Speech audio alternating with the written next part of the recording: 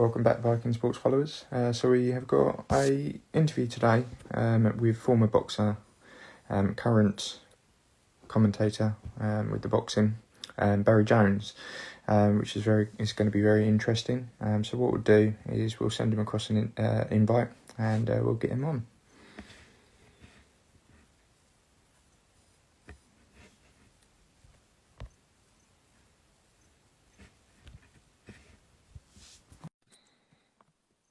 It shouldn't be too long, and he'll be with us. Hello, Barry. You all right?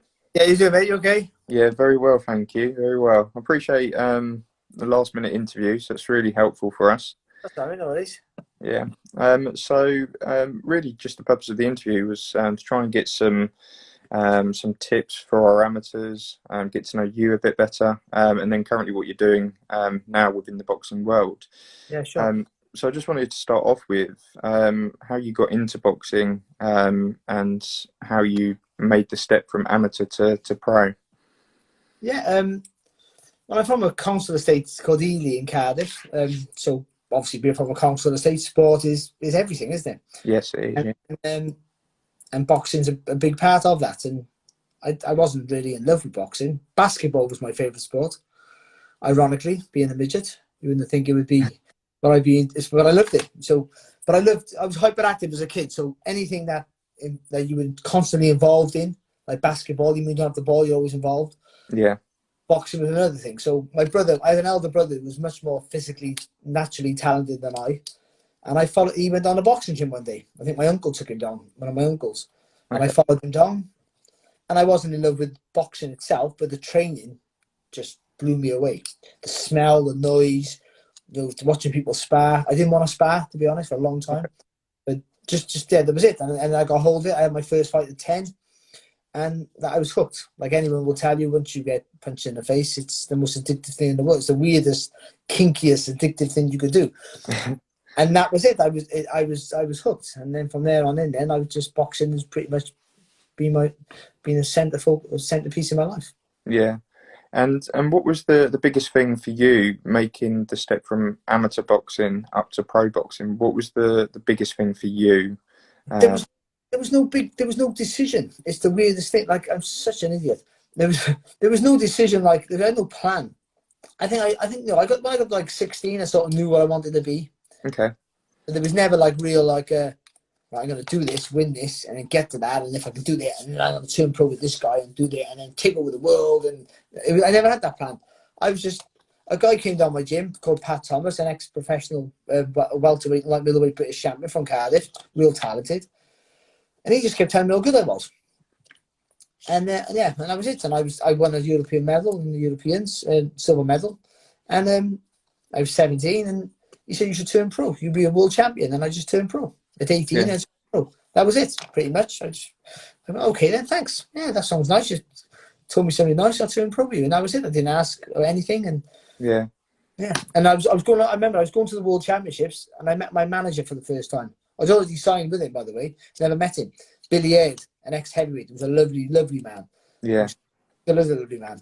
But yeah, I turned pro with him, and I met him. He came down, he had a dressing gown and a pair of shorts and a boxing boots. That was my signing on fee. And those boxing boots were my first pair of leather boots I've ever had. And they were the last pair of boots I wore. I only wore one pair of boots in my pro career. Wow. Yeah. I just had to score the bottom of them with a pair of scissors. I did a lot of moving because I was a bit of a shithouse. I did a lot of moving around, so I had to score the bottoms of the stuff. Yeah. So within your boxing career, obviously you had 20 professional fights. For some fighters, obviously that's a relatively small career in terms of bouts that you had. Was there any particular reason why that was? Yeah, I sort of had 10 fights in less than 2 years. I think. I ran really quick, but then I beat a few good people on the way up. I beat a guy I beat an Olympian in my third fight, and he went to win a British title, Michael Devaney. My first fight, the kid was undefeated in two knockouts, and then I beat the kid who only lost 1 in 4, and then I beat Neil Swain, who went to win a Commonwealth title, was undefeated. John White was undefeated. This all before I haven't got to 8 fights yet. And I beat all these people already, you know. So I think I was hard to match, and also I was a guy who was. It was weird because I wouldn't knock you out, but I think managers wouldn't want me to demoralise their fighters. I don't box you. You think that would be the better alternative, but I just thought they didn't have a chance to beat me unless they knocked me out. So all of a sudden they couldn't get me matched. Then I had to take fights at late notice. I took a 10-rounder at a day's notice. Ended up with this year, you know, because of it. You know, and then I started to get a bit like, hang on a minute, this is not. And then the fight slowed down dramatically. And then I gave up for a year. I've been working in Dublin, and then came back and signed up for Frank Warren. And it's not what you know, it's who you know, of course. Yeah. And that was it. I signed up with Frank within less than, what was that? That's 96. So yeah, just over a year I was a world champion. Yeah. Yeah, and do you think that was having the promoter that you had with relation to Frank Warren? Obviously, he has those big connections, and obviously we've seen through Frank Warren and now Eddie Hearn that there's been such a development with people that are signing on to these promoters that they're just pushing forward and you know, becoming world champions within such a short space of time. Yeah, of course. If I don't sign with Frank Warren, I don't win a world title. I'm not a worse fighter overnight. I might even become a better fighter because I have to have those hard fights again. But I don't get the opportunity, and that's what it is. You know, it's just that's how it is. Frank didn't know who I was. All he heard is I was undefeated in like 13, 14 fights, whatever it was at the time, and I could sell lots of tickets. Yeah. So what I am straight away to him is Joe Kawasaki can't sell a ticket. Yeah. But he's a superstar in the making. So we'll put this little featherweight on who can sell loads of tickets, and they'll just support Joe. Yeah. That's how it works, of course. And it would have. That's how it would have worked. Especially when I won a world title. Or if I would have had a run, when I won a world title, if I had a run of defences, I would have been the chief support on all of Joe's fights. Yeah. My fans would become his fans because I sold tickets, and the more success I had, the more I would have sold. And yeah, no, definitely. All my lot, because of where I grew up, were a rowdy bunch. So you got 100 of them, it sounds like 10,000. Yeah. So, you know, it's like, you know, the football boys and whatever else. So and it builds like that. And yeah, so I think that's how that works. But yeah, I wouldn't have won a world title without Frank Warren. I wouldn't have got the opportunity. And and it's sad how it turns out that way, but that's how the sport is. It's not. Yeah. It's not. It's who you know, not what you know. Yeah, no, definitely. So with regards to what you're doing now, obviously you're heavily involved within the commentating. How did that actually come about, getting involved with commentating? That's the better story than the boxing as it goes, because I've been out of the sport for over 10 years. Like I moved to London, I moved away from Cardiff, and I, you know, I've been away from the sport. I was doing security for the X Factor, Britain's Got Talent. And boxing was done, and then Box Nation started. And my friend of mine was a friend with Steve Bunce. I didn't know Steve. I'd met him when I was boxing, but I didn't know him really. He wrote some things about me, some nice things about me actually over the years prior to that. But the Box Nation had no money, so they were guests on the boxing hour back then, Bunce's boxing hour, pretty much obscure fighters from the 90s. That's what it should have been called, because they'd get anyone on, they didn't have to pay. So my friend was saying, Buncey wants you on his show. But he didn't. But my mate was going to Buncey, get Barry on your show. And I didn't want to go. I kept saying, no, I don't want to go on it, because I don't want to have my little 5 minutes of fame, feel great about myself, and then go back to work the next day. Yeah. Because I've had that. I was a world champion, I was nothing again. It breaks your heart. It's horrible, actually. That's why a lot of boxers turn to drug, drinks, and violence and stuff, because even if you don't earn a lot of money, most of them don't earn the money, but you still have all that adulation and your 15 minutes of fame on TV and Sky and all the rest of it. And then when it goes, but usually within 12 months you've spent all your money. But if you stay in the same area, everyone still knows who you are. You're still that named person, but you're picking up rubbish. Yeah. There's nothing wrong with those jobs, but to you that is, because you're somebody in your mind, and somebody to them, and then people love to see you on your way. It's human nature for some people. Yeah. Like, look at you now. Especially if you've been a bit of a dickhead on your way up. Yeah. sometimes, even if I don't think I was, but I probably was to some people, maybe. I didn't drink, see, that's my lucky. So, I didn't really act like too much of an idiot. Yeah. I did that like an idiot, but not like an arrogant idiot, I guess. Yeah. But yeah, so I didn't want to go on there. And I did go on there. And I went on there and I remembered everything about the night I won the world title, down to who boxed before me, after me. And the producer, Jim Bentley, said, do you want to come back and do a show? And that's how it started. And I've lived up in just outside of London for the last 20 years. I moved to Hammersmith in 2000 and I never went back home. Wow. So, yes, I've lost my accent. I sound all English, don't I? Not at all. But I haven't lived in Cardiff for over 20 years. So, and that's just how it was. So, because I live close to the studio, because Paul Smith was a commentator at the time, they used Enzo Mack and they're using Paul Smith quite often.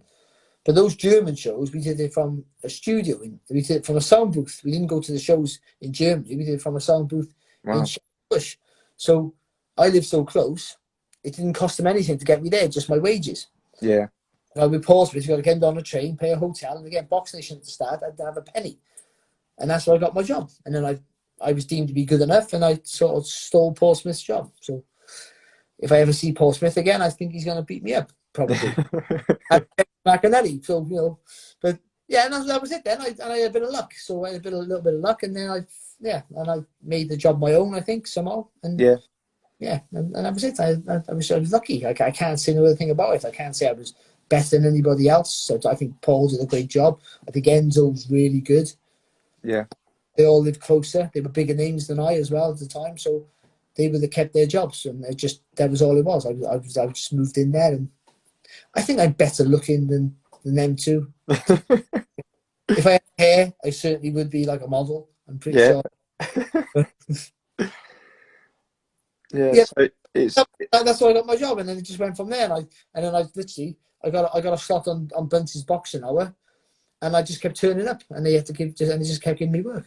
Yeah, and obviously with the shows at the moment, obviously bar the Joshua one at the end of December, all of the shows pretty much have been behind closed doors. How has that impacted you as a commentator? Because obviously you've got to kind of bring that show, that atmosphere back to boxing, because everyone's watching it on the TV. So how was that for you? Because I think, if I remember rightly, you were at the fight camp done by Matchroom.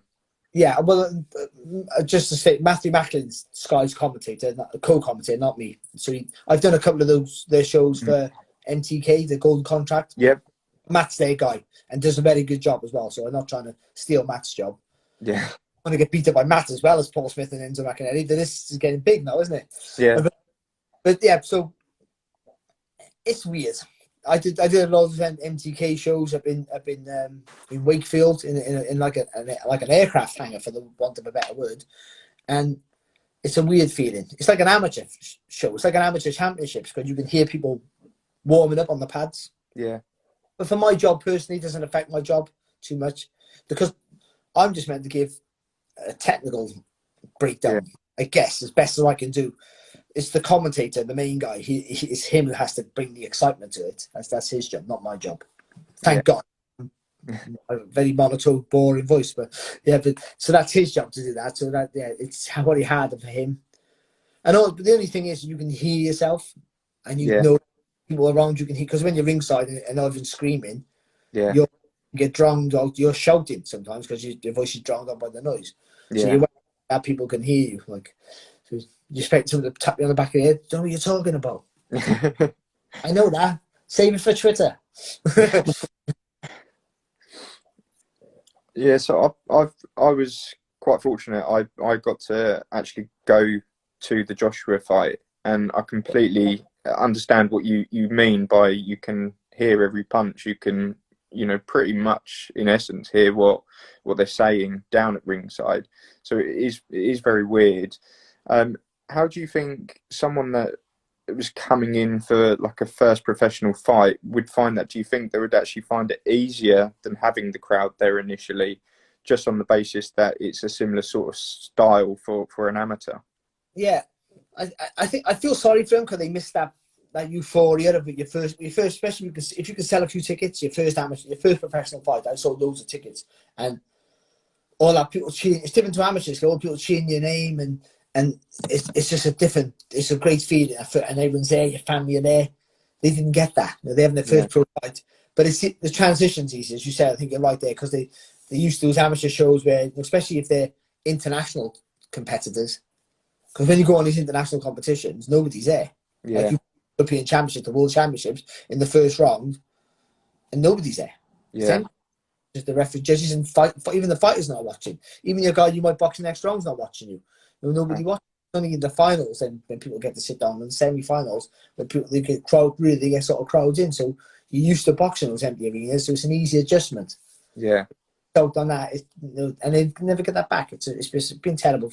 But listen, it's terrible for everyone, isn't it? But Yeah. you think for selfishly, I'm not earning no money. That's I forget about there being no people there to.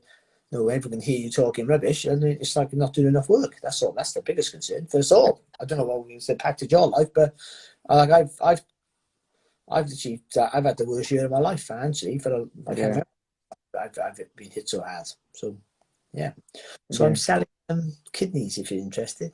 I might be. Yeah, I'll message you I'm later. I'm going to use mine. I'll say mine for. So we've got quite a lot of amateur boxers that follow us, and we help promote them and just try and get them that little bit of an extra boost that's needed really in amateur boxing. Obviously, grassroots is so important. Obviously, we know recently Anthony Joshua put in a large, substantial amount of money into British boxing, amateur boxing, which is fantastic, especially after, sadly, the government didn't deem it to be a grassroots sport or needed to have that impact. But obviously that's a discussion for another day. But what would you say would be your top 5 tips for an amateur looking to really start their career and push to become the best, become a world champion, which I think is everyone's dream when they really start out? Mine would be different to a lot of people's, I think, especially a lot of world champions. Don't aim for the world. Dream to be a world champion. Don't aim for it, because it's a massive reach from where you are now to there. It's a massive reach. So there's so many steps up to that. So I wouldn't focus on that too much now. Yeah. So, make sure you want it is one, because it's not just physically a hard sport. It's emotionally and mentally, as all things are, to be successful. It's a lonely sport. It's because it's only you in there. It's only you training. Amateurs not so bad, because you usually training competitions with other people. But I mean, it alienates you from your friends quite often as well. It can change. Like, so you have to make a decision early on. You're not going to do. Some people can do the drugs, the drink, and get away with it and still be successful. Some of us couldn't. I never. I made a choice not to do it, and I'm glad. But if I would have, I wouldn't have been successful as an amateur, and certainly as a professional. But so you have to make that distinction of how you live your life. So you have to know, if you want it.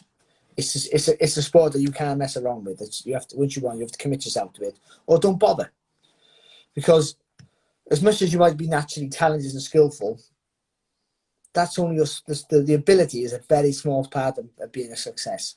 Yeah, education is the biggest part. Motivation, it really is. The luck is a huge part of it. But learn the basics. I think when you're in the gym, we all want to be flash and do all the flashy stuff and be like Lomachenko and put your foot here and spin around. And be fury and drop your hands, but the elbows in tight, the hands up high, they're the first things you learn. And so you learn your feet first. I think this is work on your footwork first of all. Hands high, make sure you've got a nice, even balanced stance, and be able to transfer your weight from your front foot to your back foot with little effort. That's the first thing you learn. Yeah. So learn that balance well. Always keep bending your legs. That'll help you produce power and also give you a nice rhythm to your work, like this. And then you learn on your elbows tucked in tight. And when you throw shots, I get up now. Tutorial. When you get up, my mate's Jim, when you get up, every punch is inside your body frame. So you don't bring your elbows out wide for nothing at all. So you jab, transfer from your hips, and you twist, right hand. And every punch you throw is this movement here. That's every punch you throw.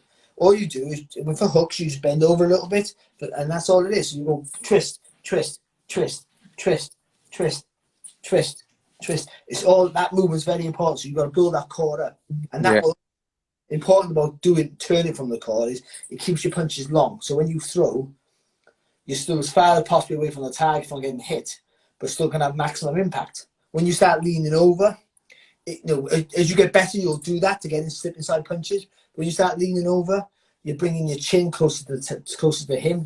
You're making your target a more accessible target to hit. So you don't want to get hit. So everything. So I tell kids, when one hand's out, one hand's always touching your face. You think about that all the time, and that's it. And we don't do it enough in this sport. In football, rugby, they have drills. I mean, the professionals, Chelsea, Arsenal, Man United, whatever the best clubs. I don't really follow it, but every day they'll do the drills with the passing, the shooting. The putting the foot on the ball. Rugby's the same. You do passing drills all the time. You tackling drills. Boxing, once you become good, you don't do this anymore. You don't do that. You don't go through the basics. You've learned the basics. You moved on now, but you should do the basics every day. You're shadow boxing. So you should do a lot of footwork shadow boxing. You should do a round just defensive on your feet to be shadow boxing. I think that's very important, keeping that balance. But you should do a shadow boxing if in the mirror, just doing the basics. Make sure your hands are high, your hands touching your face. You want to box like that. But when the shit hits the fan, you have to you want to be doing this. But if you don't train like this, you'll never do it. So you might box with your hands down like Carl Froch, it'd be really effective. But if you don't have his chin, you're just going to get knocked out. So I box with my hands like this. My left hand was quite low. But as soon as I got hurt or cold or tired, I'd do this. Safety first. So, but you have to do the repetitiveness all the time. I think that's important. The shadow boxing is to be repetitive, to do the basics every day. And then add all the other stuff in. I think that's vastly important. The fundamentals are very important with boxing, more than any other sport, I feel. Yeah, no, definitely. Don't do it, you get hurt.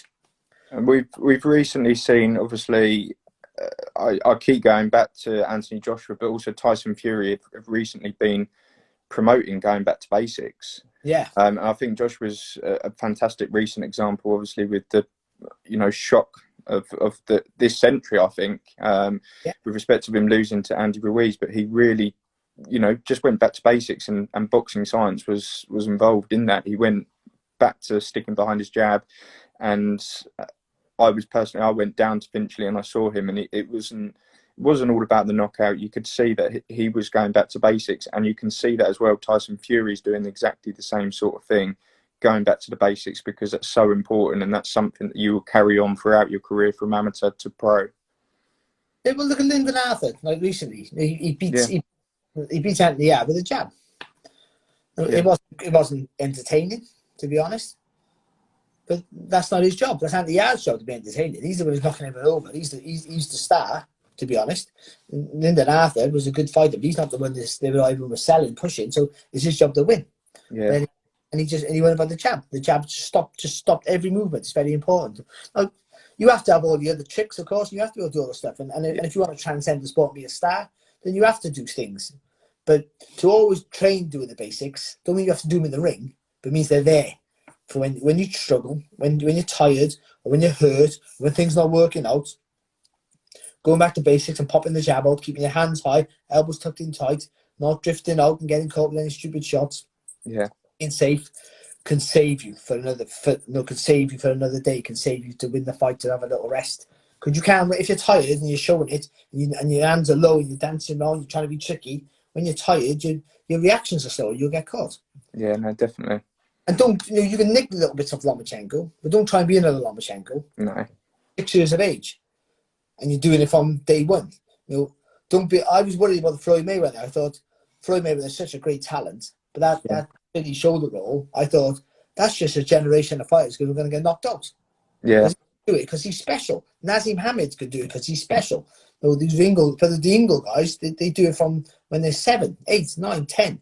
That style. Yeah. You won't start doing it when you're 14, 15, 16. Because it's not a natural movement for you, so you have to learn it from day one. And so I think learning the basics, doing the basics all the time is the most important thing. Yeah, I definitely. Flash and all that. Look at Joe Kazagi, one of the best boxers this country's ever produced. Yeah. Flash, he dropped his hands, but essentially, he was a textbook boxer. Yeah, it was. His hands were almost always high work rate, straight punches mainly, to be honest. Yeah. He slapped a little bit with the fingers of the gloves more than slap, but he was mainly that was it. You can't throw so many fast punches and turn your hands over every time. Yeah, So lose speed, but he made a conscious choice. I'd rather reduce the power and get more work rate. I think he made yeah. that understandable. Well, I just couldn't punch. I turned my hands over, nothing happened. Well, Barry, I'd really like to thank you for your time. It's been great to speak to you and obviously get some tips for the amateurs, see what you're doing now with the Yeah, commentary, but also to get a bit of an understanding as to how you actually got into boxing and a bit about your pro career. that's all right, mate. Anytime. Thank you. All right, thank you very much. All the best. Okay. Bye. Bye. Thank you. Bye bye.